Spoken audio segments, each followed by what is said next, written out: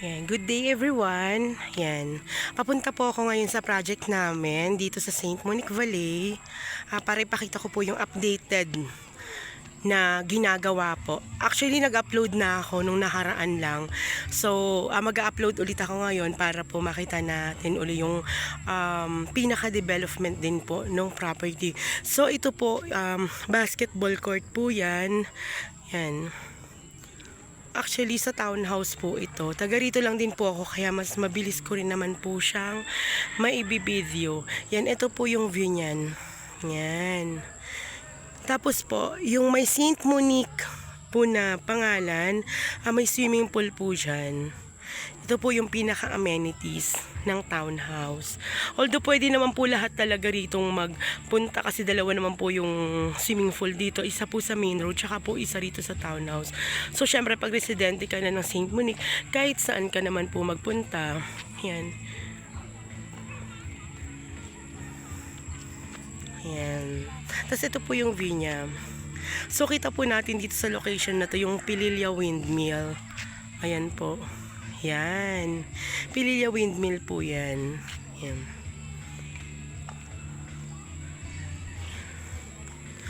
So, lalakad lang po ako ng konti. Makikita na po natin yung Bianca Townhouse na ginagawa po rito through Pag-ibig Financing. Ayan po. So, lalakarin ko po papasok.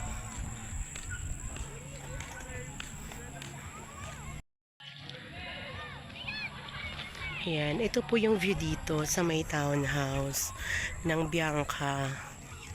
Yan po, swimming pool po yan. Kasi dire-diretso lang po dito pagbaba. Makikita na po natin yung Bianca Townhouse.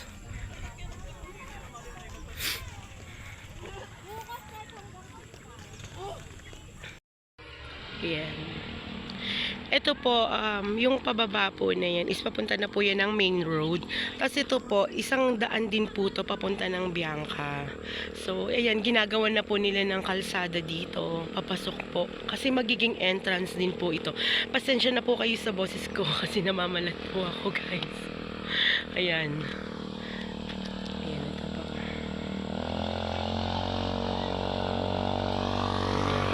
So, pasukin po natin para makita po natin yung update na ginagawa na po dito sa Bianca. Yan. So, magiging entrance to. Ang lapit lang po talaga natin sa swimming pool.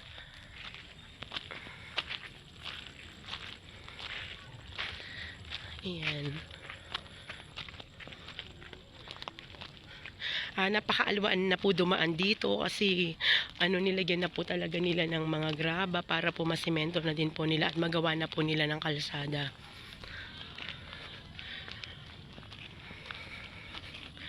Ayan, ito na po guys yung nagiging development ng property. Ayan, ito na po. Ayan na po. So, wala namang stop talaga ang paggawa dito. Although dumating naman ang Christmas at New Year. So, trabaho ulit. Yung mga trabahador talaga dito talagang tuloy-tuloy po yung paggawa niya. Kaya yung may mga Pag-ibig member po dyan, gamitin nyo na po yung Pag-ibig ninyo. Ayan.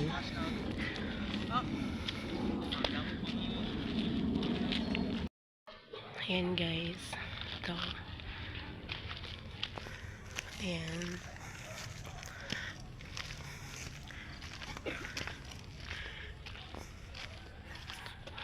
Yung gawa na yan, yung mga model unit namin na yan, wala na, puro mga sold na talaga yan siya. Napakabilis nang nakuha.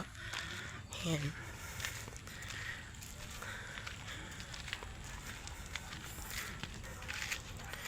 Yan, ito na po yung pinaka-location niya.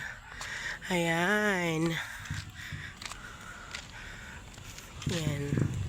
Yung Black 9 po na yun, sold na rin po yun. So, yun po yung unang iti-turn over. Kasi ang bilis pong na-sold nun. So, ito naman po yung Black 15. Yan. Yan din po yung mabilis din po na matatapos. Yan po yung kasunod niya. Kasi itong Black 18 po, nakasama po yung model unit namin. Tapos ito, yan. yan din po agad yung mai-turn over. Sold na rin po ito, yung Block 18.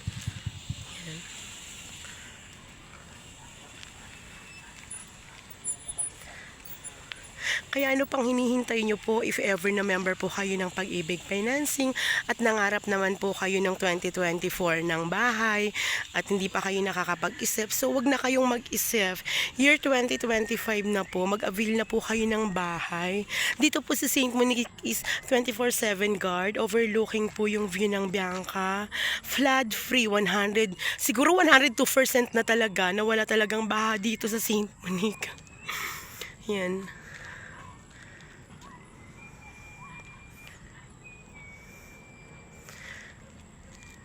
Tuloy-tuloy po ang construction dito. If ever na may mga tanong naman po kayo, message nyo lang po ako sa Messenger or sa Viber or 0915-217-3522. Viber ko na rin po yan or sa Smart or 0968-543-7450. Ako po si Miss Jen. Ayan, message lang po kayo sa akin para po matulungan po namin kayo na magkaroon po kayo ng sarili ninyong bahay. Ayan.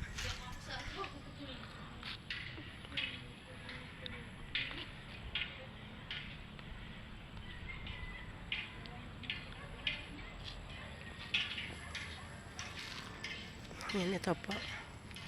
Ayan. Happy New Year po sa inyo. Message nyo na lang po ako if ever po na interested po kayo dito sa aming property na Bianca Townhouse. Thank you po sa inyong lahat and God bless po.